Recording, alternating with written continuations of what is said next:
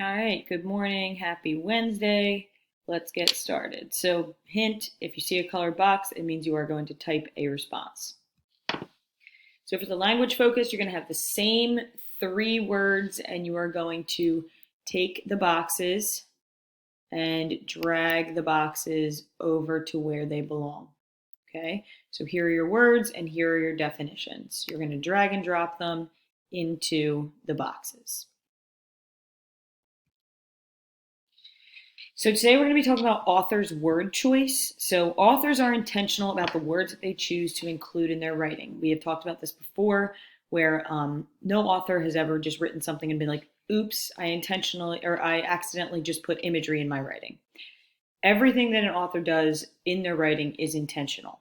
So much to the fact that they spend hours and days and weeks and months editing, going through, rereading, rewriting. So anything that an author includes in their text is intentional, never accidental.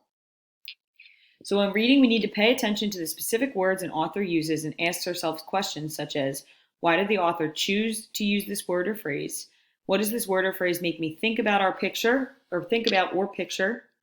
Move my face. How does this word or phrase impact the tone of the text? And then how does this word or phrase impact my understanding of the characters or the theme of the text? Okay, these are all things we should keep in mind. So here's a little video for you about word choice. I would love for you to watch it. I know some of you might just click past it, but I definitely think that it is worthwhile and it has some valuable information. So use this video to your advantage. Also, if the video does not play for whatever reason, there's a link right here. All you need to do is click it and it takes you directly to YouTube. So if it doesn't work in the slideshow, just go to YouTube. All right, so there's going to be some short answer questions. You're going to read the exact same poem that you read yesterday, Poppy's Jalopy. So you're going to click this link. It's going to take you directly to Common Lit. And it's going to look exactly like this.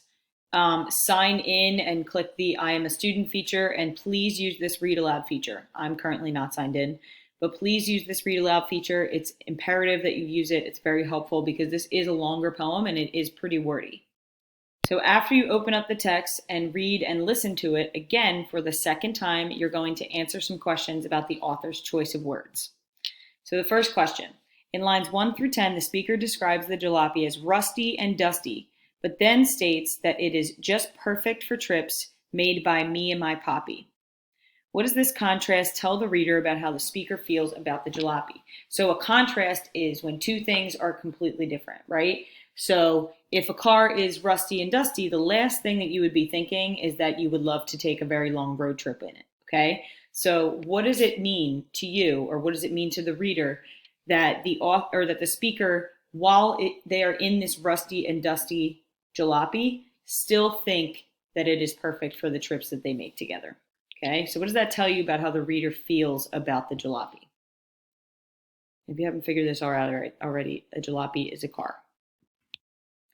All right, so in lines 17 through 20, the speaker describes trips with his Poppy using vivid imagery and words like loop-the-loop, quicksand, tailgate some camels round pyramid blocks.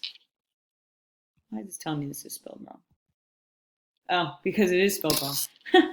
I put pyramid. Okay, round pyramid blocks, ride an iceberg. What does this vivid imagery do in the reader's head? So you as the reader, when you're reading the imagery that is given regarding the trips that they take, what does that do for you? How does that make you feel about the trips that they're taking? And then finally, in the last 10 lines, the speaker says that the jalopy's motor is dead, but it is just right for those trips made by me and my Poppy. So not only is the car rusty and dusty, but it's also, they have a dead motor in it. So that's confusing. He also says that tomorrow we're planning to swing by the moon. What does this intentional word choice by the author reveal about the trips that the speaker and Poppy take? Okay, so using the intentional word choice that the author used in the poem, what is that telling you about the word choice or about the trips that the speaker and Poppy take together? All right, so that is it for today. Use the live question stock. Please check in for attendance and sign up for Google Meet sessions.